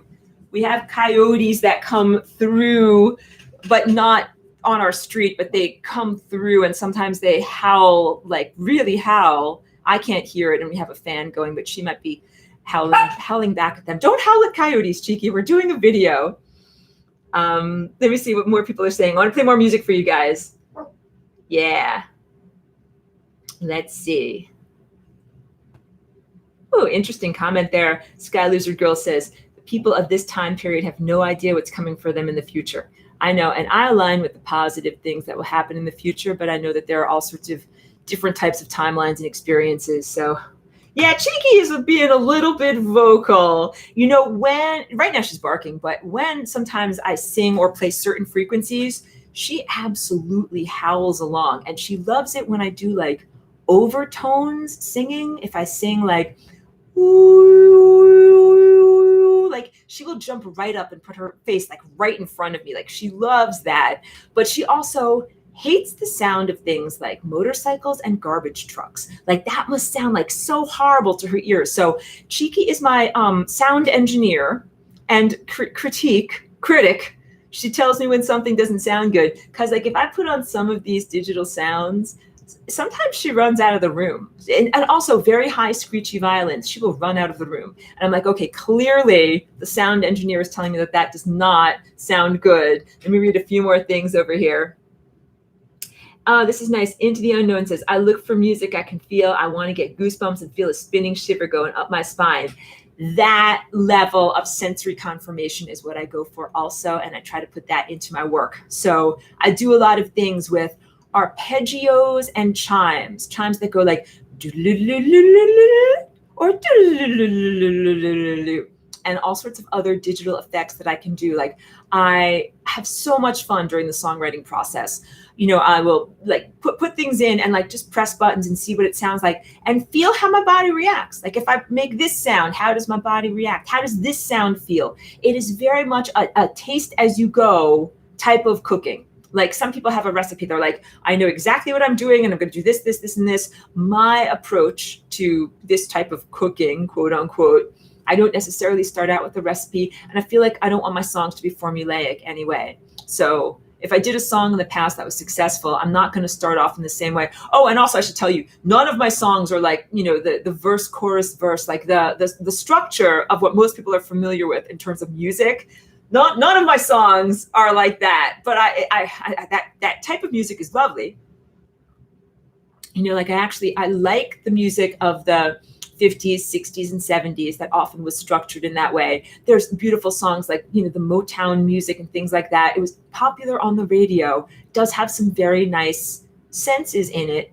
To me, it is formulaic and it's like a predictable recipe, but it is a recipe that works. But it's already been made. So I figure like that's not my mission to make that, but it is my mission to make something that is totally new. So sometimes I start off a song, I have all the instruments going and I carve it away and it's like very spare in the beginning. Like sometimes it's like just a couple of instruments and then more comes in and it works up to a crescendo. Sometimes I have a song where there's a lot of stuff going on in the beginning and then there's a time of quietude, like a carved out middle.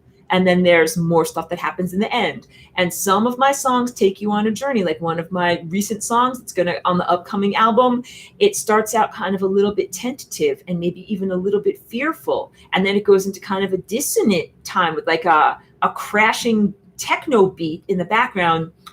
Then it goes through a transition and goes into a nice grooving beat. And all of that is intentional. And that is meant to represent literally a journey of consciousness of what is happening in my life and in the world in this moment. Sanitarium saying I can steal the song titles. That's very nice. I love that. Good. Let me see. Yeah, that Skylar's Girl making a good comment. It's about techno music and trance music. So I'm aware of that musical community. And it's hard because when I have to choose a genre for my music, often electronic music is really the only one that fits with what I am and what I'm doing because it is electronically produced music. But it's not EDM, it's not electronic dance music, which usually is a computer generated. So it's not like a human is actually there playing the drums for every beat. It is a drum track that is set up and other forms of extremely regular beats and musical expressions that are going through that. I understand that some people really enjoy it, but it's not really my music or my music community. But what I did do is take some of the elements of EDM. Let me just drink a little bit here. Like there's a trap drum, a very high pitched, like that you hear in a lot of modern popular songs, kind of like it's a hip hop sound, it's an EDM sound. I'm gonna play this song for you over here called Unstoppable. This song, I intentionally wanted to utilize that type of sound and put it into a driving and very strong song. Because like I tell you, sometimes I need a song when I get up in the morning that's like, I'm drinking my coffee and watering my garden and it's going to be a beautiful day. Those songs, Peaceful Canopy is one of those songs that works for that, where I used a lot of samples of actual birds and it feels very, very peaceful and expansive. Another one is Everybody Cool Is Here. That's got just a really nice groove that is like, get up in the morning, put on that song, make some coffee. It's going to be a great day. Like I have to have songs like that are peaceful, positive songs. But sometimes like you're under psychic attack and you're like, oh, this is all a bunch of bull crapola. I need something more than just the peaceful sound of birds tweeting away. I need something that has a strength to it in order to, fight these inner battles and to stand up to these horrible demonic forces. That is why I wrote Unstoppable, and I've written some of these other songs too. So I'm going to play this for you so that you can get a sense of like a strong song. And I did this song partially with, some note manipulation in terms of making these percussion sounds. What I do with making a song, I don't just make the track and then carve it away and then it's done. Sometimes I'll go back into it and I will jam on top of it. And that's what I did with this song. So I don't have a guitar that I play for jamming. It is all done through my MIDI keyboard, but I can set up my keyboard to sound like a guitar. And that is what I did with Unstoppable, that I created the the backing track and the other instrumentation. And I actually felt a bit lukewarm on it. I was like, this is just not what I'm really going for. And then I decided, like, okay, like, let's just add some guitar. And I had also just done, like, I needed to, like, do a stupid thing, like mow the lawn or whatever. I'm like, let's go mow the lawn, leave the song, mow the lawn, we'll come back to it. And I came back in and I was like, okay, like, let's do this. And I just sat down and I played the guitar part in one take for this thing. And sometimes that's what a song is like. Like, you kind of like labor over it and struggle. And then at a certain point, you're just like, okay, like, screw it. And then you come back to it, and the final portion of what you really needed flows out so easily, like it was just waiting there the whole time. That was my experience on Unstoppable. I initially thought I might call it Unstoppable Grace, but I really just like the word unstoppable so much. That's what I kept it as. So this one is also on Divine Propulsion System. Let me just make sure I'm telling you the right one. I'm scrolling, I'm making squinty scrolly faces. Here we go. Oh yeah, it's the second to last one on Divine Propulsion System 2. My words aren't working anymore. So the song's called Unstoppable. Let me play it. I'm going to turn it up loud for you.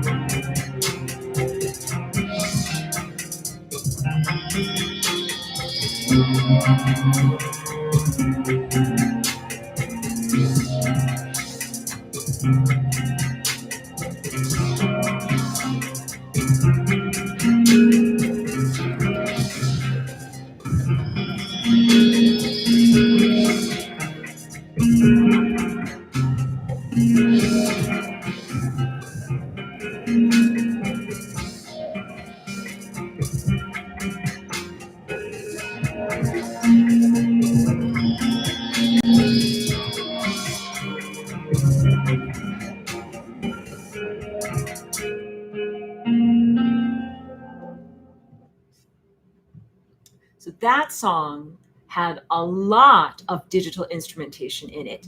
The guitar part, although it's like a jazz guitar, like not a purely acoustic guitar sound, is really maybe one of the only analog type of instruments that were in there. I feel like it captures a type of strength and urgency and badassery that sometimes that is what you need. Soundtrack for the day. Sometimes that's what I call it. Like, what is my soundtrack for today? Sometimes you need that, a toughness in the song. And let me read a few more things. Oh yeah, beautiful comments. Hello, Renya. So great to see you. Very dear friend. I don't want to call you an old friend. Friend of many years. And thank you for tuning in. It's so good to see you. And also form a in our class here. Inspiration. Thank you so much. Oh, it must be early morning for you. So if you're waking up to Unstoppable and drinking your coffee to Unstoppable, like, you're gonna have a badass day. You'd be like, Eddie, evil, get out of my way. I'm like steamrollering forward. Yes. Yeah, so I did make that beat, but what I did also was I did a little bit of, what would you call it, like ready-made cooking. Like if you take a brownie mix, but then you add some other stuff to it. So on that one, I took something that was ready-made, because, I work with these software programs that have tons of ready-made beats and clips and, every type of thing like that. And I'll take it and I'll personalize it. So I took out some of the sounds and the instrumentation that I didn't like, and I kept in some of the things that I did like. And then what I did was I amplified the sounds that I liked a lot. So if there was a high-pitched like type of sound that I like, what I did basically drawing, that I made it go all the way up and then all the way down and all the way up and then all the way down. Like I'm learning how to use my visual artistry in arranging music and arranging clips, and that was also a fun stretch. I will play for you, how about another kind of dance song? That's the one that comes after this at the end of Divine Propulsion 2. That's called I Am Made of Music. I want to tell you about how I did this song too.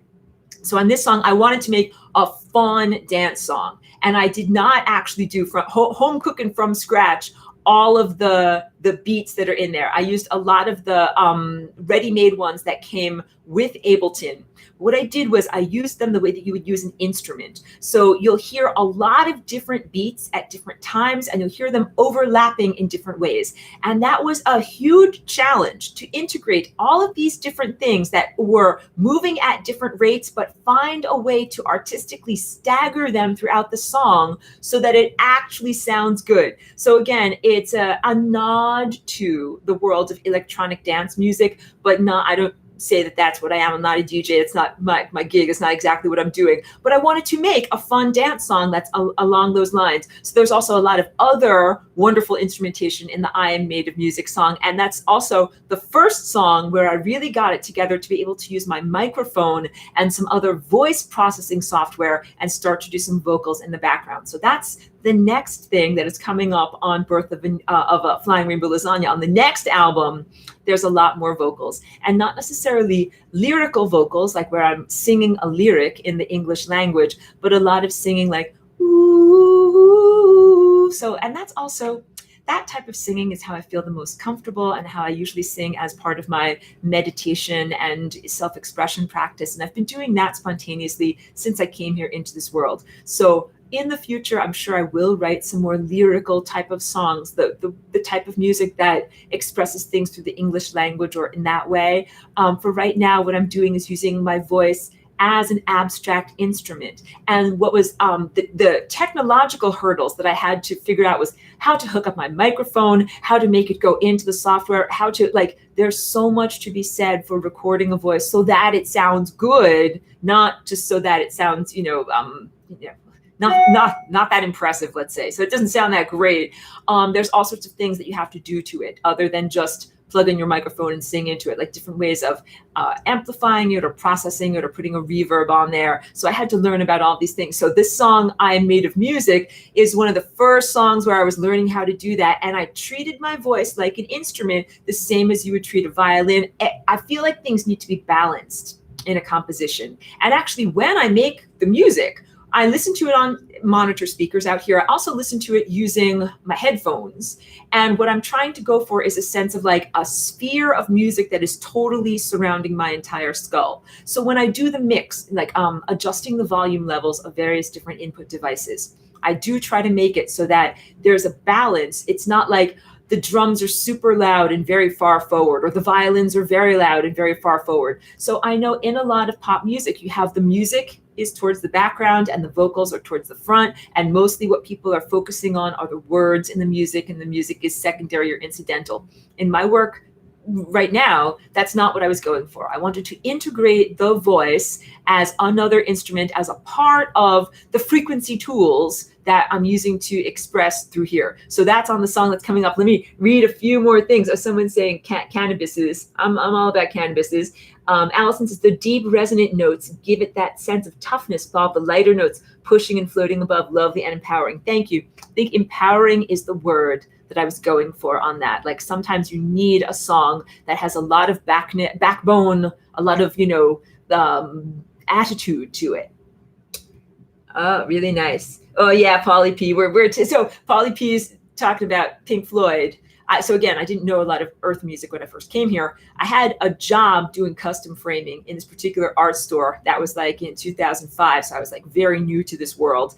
And when the manager would go home at 5, and I usually worked late until like 9 with the late day crew, manager would go home, and the guys in my department would turn off the canned music, like, the Christmas music or whatever they're playing on the speakers up there, and put on a boombox, whatever they like to listen to. And they would put on Pink Floyd all the time. That was my introduction to that music. And my mind was blown. I was very impressed by the artistry and the uniqueness to Pink Floyd. And actually, I wanted to go on to like the I'm Made of Music song, but because you just brought up Pink Floyd to me, let me have an interlude. Let me have a break. And let me play for you instead. This is a little bit of a long song. I can play the whole thing if you want.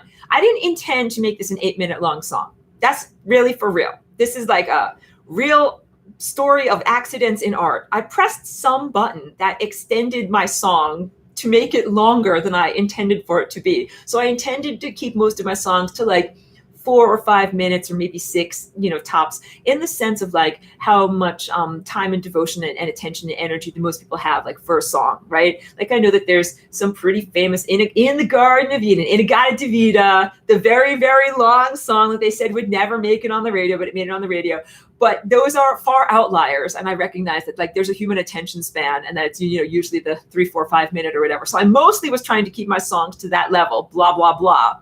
But again, I'm still learning this software, and I pressed something in the making of this song that's called Open Space that extended it way longer than I thought it was going to be. And that was another song that I did where first I did the background tracks, and I did not love what I heard. And then I was just like, I just got to jam on top of it. And so I just jammed with the guitar on top of it. And I really liked the way it came out. I didn't want to have to cut it down to be able to fit in with, the human attention span. So I left it. So this song is not homage to Pink Floyd in any way, but let's say I feel like it has that same level of expansiveness and not loneliness, but kind of like there's some isolation in there. Like imagine like you're like like flying through the cosmos, like seeing like stars and nebulae, but there's not like a lot of other people around. Like it has that kind of a feeling to it. Or like if you're in a down to earth analogy, if you're driving along on a road, through a city at night, and like there's no one else around, and you're just like driving, you don't see any other cars or any other people. It's this kind of, there's an expansiveness to it, but then there's also like you're kind of on your own about it. So let me play Open Space for you. This is, again, it's an 8-minute long song. So if you guys like get ready, I don't want to talk it up in a bad way like that. Whatever. Roll a joint. Get ready. Open space.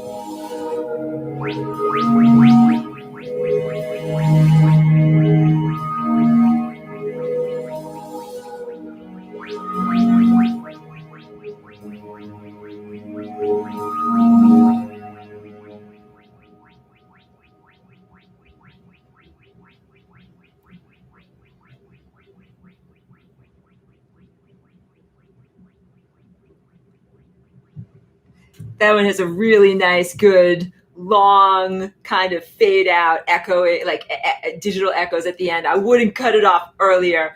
Thank you, everyone, for the attention span for an 8-minute long song. I really appreciate it. Appreciate your positive comments. Yeah, I think you could tell that one, like, I had the piano in there, I had the flute in there, and I had a lot of the other drums and instrumentation, and it just wasn't there yet. And I just sat down and I did the guitar part, and it just brought it all together, and it gave the feeling that I was looking for. Camden, thank you for your comment. Camden came in. I don't know if he's aware of my work or knows me already, but he said he came in, he was feeling a bit skeptical, but once he listened to the music, he was able to connect. That is my utter intention for what I do and what I share here, that my music is really an expression of, my beingness, like my soul and how I feel in the world. And I put it into something that is beyond words, because I find it harder to actually talk about things than it is to make music about things. And I invite you into my world. Like, this party is definitely about inviting people into my world. And when you listen to my music, I invite you into my world, like my cosmic higher dimensionally world. Like, come and join with me. Come and be a part of that, especially as an escape from or a release from the pressures of the ordinary mundane world, the world of the matrix of money and politics and media and all of those things that I feel are very like toxic, unhealthy, unenjoyable, that are not constructive and good at all. So someone also was saying that they enjoy this music, they want to get it.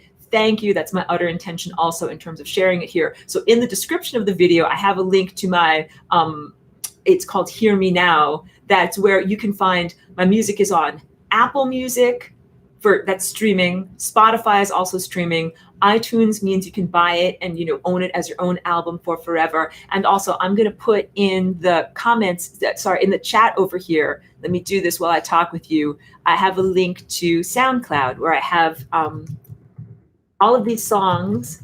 Here we go on SoundCloud. God, I can't find it right now. Hold on a sec. We'll get it. Here we go. I'm very organized. Don't worry. I want to keep you hanging. Here, let me do. It's just hard to talk and do too many things at once. Let me see if I can put it in here properly. I know I make crazy faces. I try to do stuff. There we go. So SoundCloud, you can listen for free. Like the links on here now all involve some form of financial contribution. If you want to just listen to my work for free, find me on my playlist on SoundCloud. And it is like there's advertisements that you have to suffer through, but otherwise you can just listen.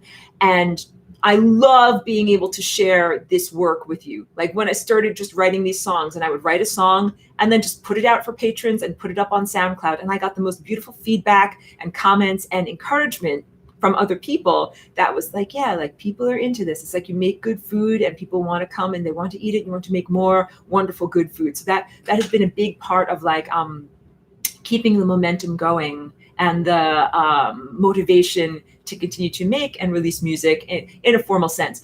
Before I made this music and before I made Spaceflight, I always played music every day as a part of my daily experience. I didn't necessarily make things that were formal compositions that were meant to be shared with others. So sometimes, we've mentioned Coltrane a lot in there. Sometimes I would just put on John Coltrane and play along. Like, I have some ghostly jazz musicians in the room with me and I'm going to jam with them, or whatever other songs I could find that would inspire me. And then I would play as if I was playing with other musicians.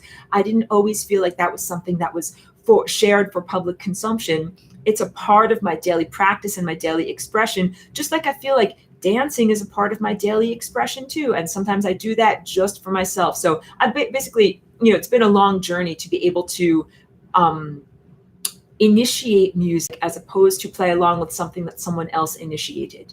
And for a big part of my musical journey, I loved other people's music and I loved to play along with it, but I didn't yet have songs coming up inside of me, regardless of whether someone else was playing along with me. So it's just now that it's kind of like when you're a little baby, like sometimes like you need to have like mom or dad like kind of hold your hand while you walk along. And then at a certain point, like you get big enough where you're like, oh, like I don't need anybody to hold on to and I can totally like stand on my own and, be able to propel myself on my own. That's what I feel like I was able to do musically just over the course of like several decades. Of course, it took a long time. So now I feel songs and music and the motivation and the impetus, the beat comes up inside of me and I make it. And so I definitely put it out there.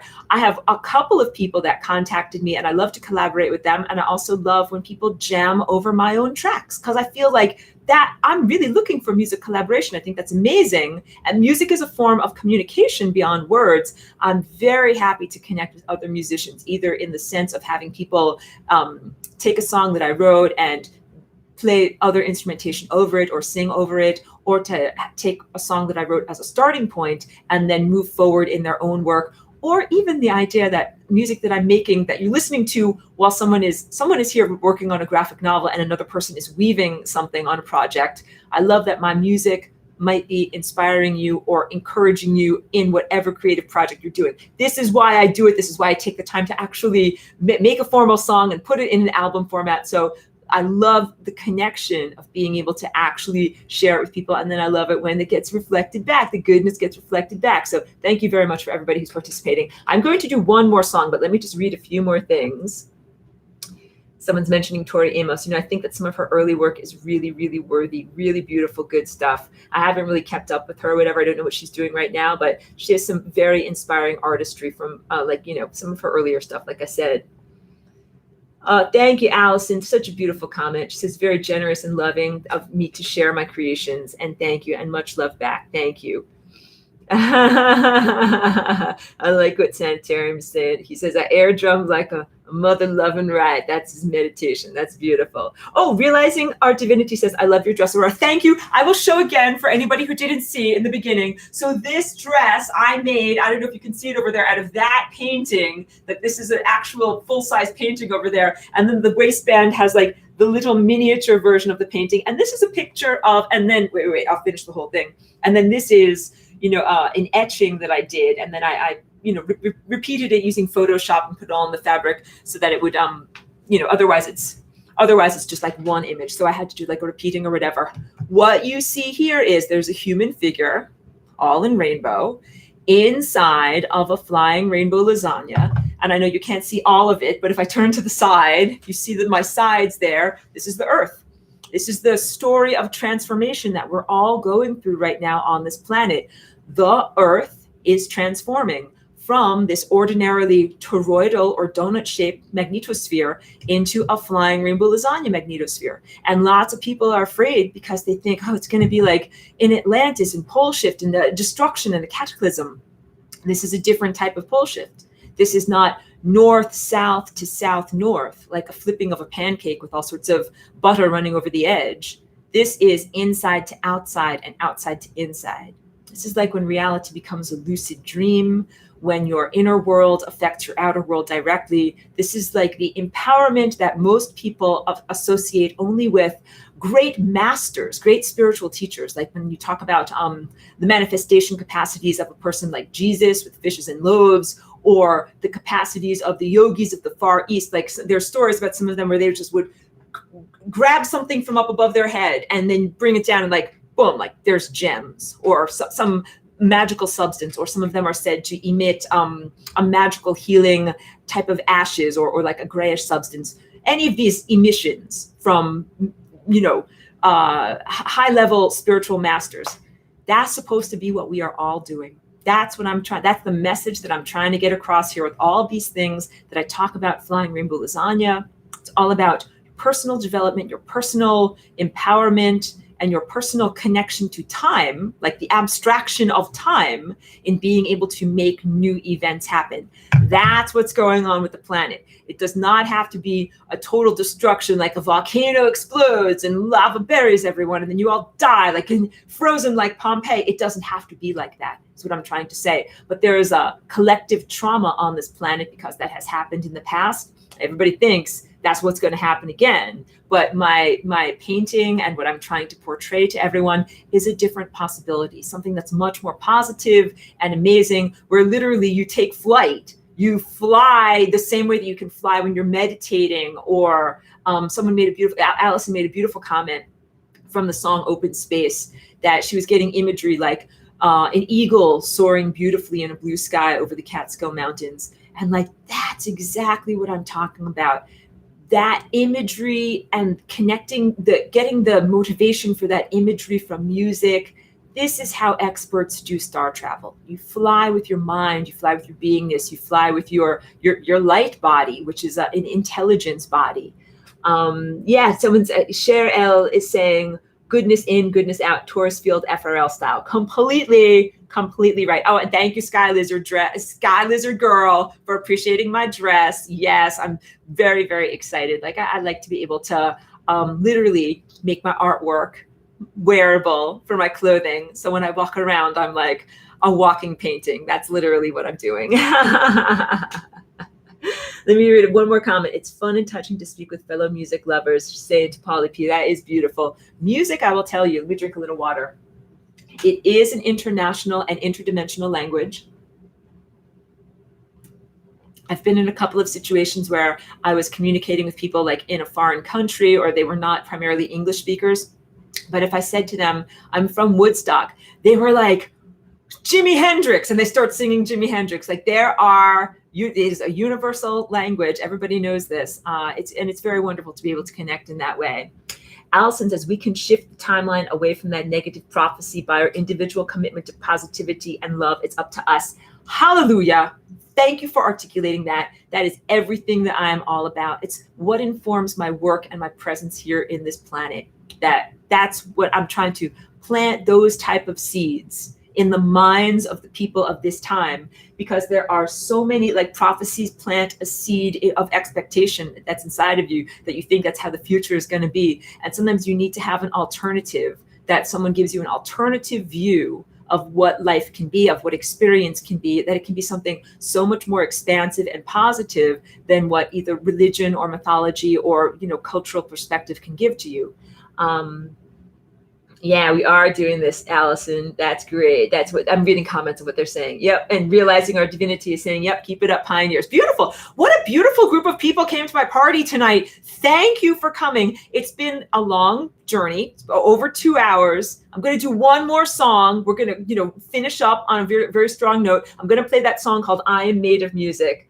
Oh, Lord Bob says, thank you for sharing. You are a great inspiration. Love and blessings. Thank you. Love received. Love and blessings right back to you. All right. Oh, Inspiration says, you inspire very much. How to just let the old and distorted stuff of this world go with no resistance, and you fly. That is what this experience is all about. In a lucid dream, things can change in a moment. You don't have to keep the continuity of, like, yes, we're like the continuity of the mundane world of the Matrix, where everything stays this way and then it goes this way, this way, this way. It can be things went like this, and then all of a sudden things started to go like this, but in a much more positive way. So that's what, in your own personal life, in your own personal health, in your, let's say, abilities, whatever injuries or limitations you had, they can be irrelevant. They can be made irrelevant in a moment. And then you are free to move forward in your life existence without the injury, disease, poverty, amputation, or trauma that used to always hold you back.